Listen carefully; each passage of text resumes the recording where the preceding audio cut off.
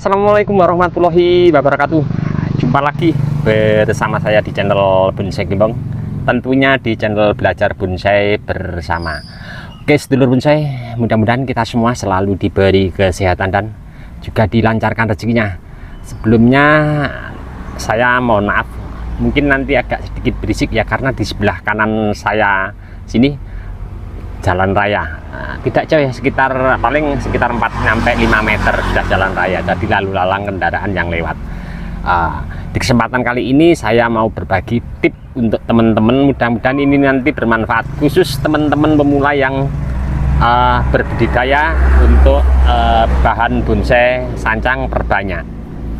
Ada 3 teknik, satu persatu nanti akan saya jelaskan secara detail untuk perbanyak budidaya bahan bonsai sancang. Oke, satu persatu akan saya tampilkan teknik caranya, dimana kita nanti bisa maksimal untuk di proses tahap awal, dan nanti ke depan tahap demi tahap kita berproses ke depannya biar lebih seperti apa yang nanti kita inginkan tentunya.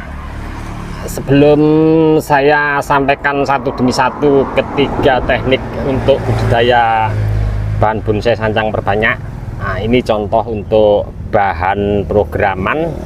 Memang dulu ini penanaman awal cuman saya kasih ring tinggi 20, kemudian saya proses pengerjaan bawahnya saya bongkar, tidak saya kembalikan ringnya, cuman saya kasih gundukan-gundukan tanah ya. Jadi untuk bahan dasar ini kurang lebihnya bagi saya sendiri sudah maksimal. Sebelum melakukan eksekusi di mana kita di tahap berikutnya untuk membuat kerangka dasar, tentunya ada pengepresannya. Daripada kita buang begitu saja, lebih baik kita lakukan untuk budidaya cangkok terlebih dahulu perbanyak. Untuk teman-teman tentunya lebih tahu, kalau kita pengen hasil yang maksimal, yang pertama tentunya untuk budidaya cangkok. Jadi kita kupas kemudian kita bungkus. Untuk teknik cangkok sendiri, kalau untuk saya pribadi ada 2 teknik. Oke, seperti apa?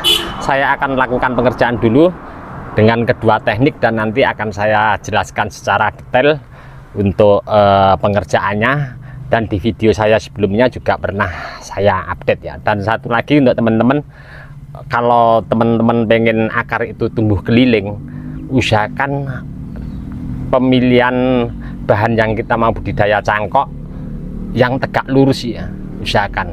Karena apa? Kalau di posisi miring nanti akar yang keluar yang paling bawah, dalam arti bawah, seandainya miringnya ke sebelah sana, akar yang cepat nanti keluar akan pasti posisi di sebelah sini.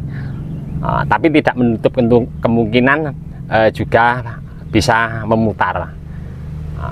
Tapi setidaknya teman-teman nanti bisa praktek untuk cangkok dengan batang yang miring sama tegak lurus, nanti hasilnya seperti apa teman-teman bisa ambil kesimpulan dan bisa langsung mencoba di bahan dasar yang kita mau lakukan budidaya.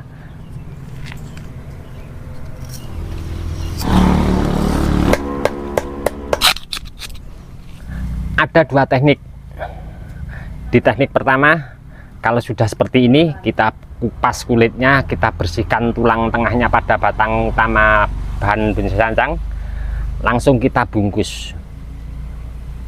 Untuk media tanam teman-teman lebih tahu ya, rekomendasi untuk media tanam cangkok adalah kokopit. Yang teknik kedua, jangan langsung lakukan kita bungkus. Kita biarkan begini dulu 1 sampai 2 minggu. Biasanya 1 minggu sudah kambium sudah jalan melingkar, dengan satu catatan, di atas tumbuh subur tanpa terkena hama. Setelah 1 sampai 2 minggu kambium jalan, baru kita lakukan bungkus cangkok. Tapi dengan satu catatan juga, kalau kita biarkan baru kita bungkus setelah kambium jalan, di area seputaran sini ya, tidak usah nyampe di bawah. Dari kulit yang di atas ini kira-kira turun 1 cm, kita kasih salep kambium untuk mencegah timbul jamur atau kebusukan, akan mempercepat kambium ini jalan. Oke, ini di tahap atau teknik yang pertama, budidaya cangkok dengan sistem dibungkus pakai media tanam kokopit. Jadi satu cara dengan pembungkusan media tanam kokopit dengan 2 teknik. Oke, di teknik yang kedua seperti apa? Untuk cara yang kedua ini akan saya kerjakan dulu. Setelah nanti saya kerjakan akan saya jelaskan secara detail, dan di sini apa yang saya lakukan dulu juga pernah update untuk teman-teman ya. Oke, sebelum saya jelaskan secara detail akan saya kerjakan dulu. Untuk saya ambilkan contoh pada satu batang tamabahan bonsai sancang ini, tapi kalau bisa teman-teman usahakan ini sebagai contoh saja, kalau bisa yang tegak lurus ke atas ya. Jadi kalau kita mau pengen dengan sebesar seperti ini tegak lurus ke atas, sejak dini pas ada mata tunas yang nanti ke depan kita mau pakai untuk budidaya cangkok, pas sejak dini masih kecil kita tegakkan lurus ke atas pakai tali rapiah, atau teman-teman bisa pakai metode cara tersendiri ya.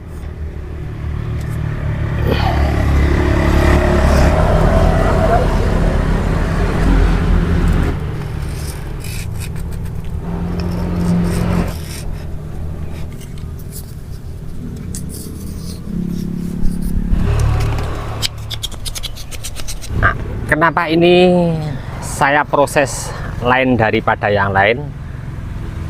Untuk teknik seperti ini tidak dilakukan pembungkusan karena apa? Spasi yang kita kupas sangat minim sekali ya, paling ini sekitar kurang lebihnya 1 cm ya.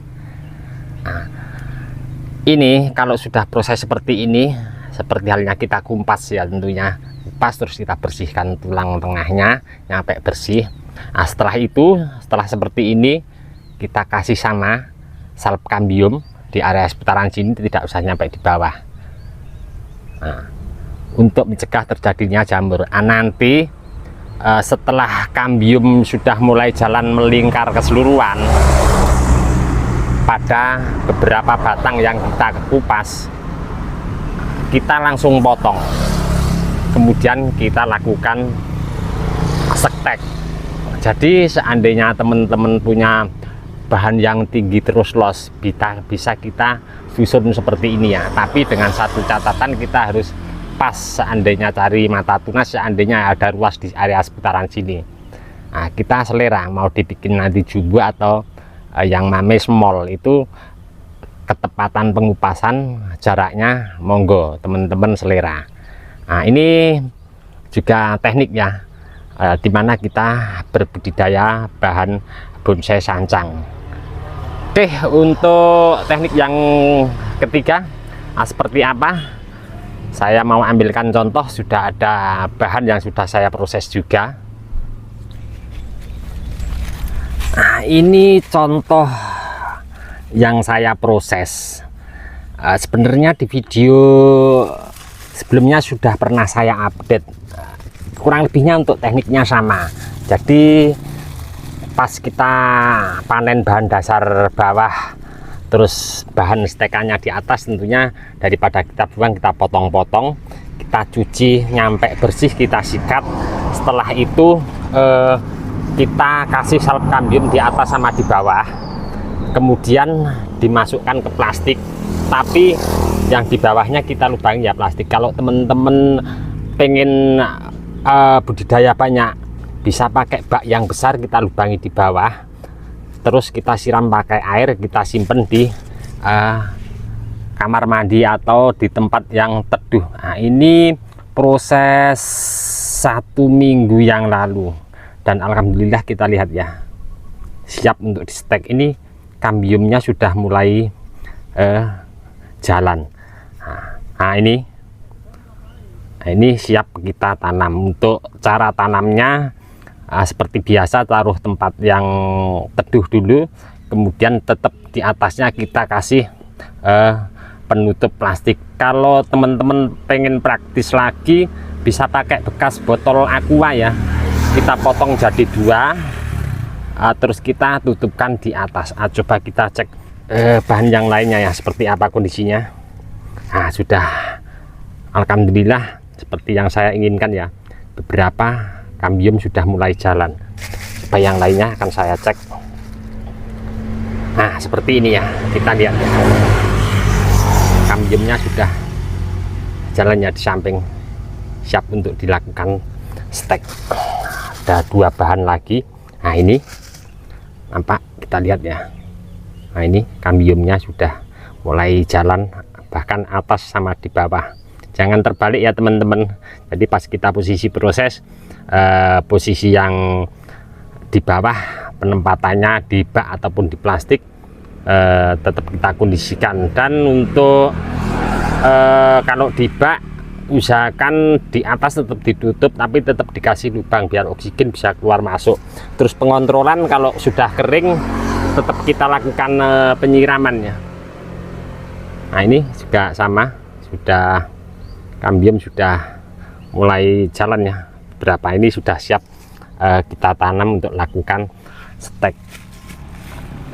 Ketika cara yang sudah saya sampaikan tadi, kalau untuk saya pribadi yang lebih maksimal cangkok ya. Nah, tapi untuk teman-teman monggo nanti rekomendasinya seperti apa ketika cara tadi bisa dipraktekkan. Oke, apa yang saya sampaikan ini tadi mungkin kalau ada salah kata atau penyampaian yang kurang pas, saya mohon maaf, karena di sini saya juga masih banyak belajar. Untuk teman-teman yang selalu menyimak mensupport video saya ucapkan banyak-banyak terima kasih. Tidak bisa saya sebutkan satu persatu. Dan untuk teman-teman yang komen-komen di bawah deskripsi mungkin belum bisa saya tanggapi satu persatu juga, saya mohon maaf, mungkin karena waktu juga keadaan. Mudah-mudahan di video saya sebelumnya selalu memberi informasi, motivasi, semangat untuk teman-teman terus berkarya dan berbudidaya. Dari saya di channel Bonsai Gembong cukup sekian dulu. Salam satu hobi, salam budidaya. Assalamualaikum warahmatullahi wabarakatuh.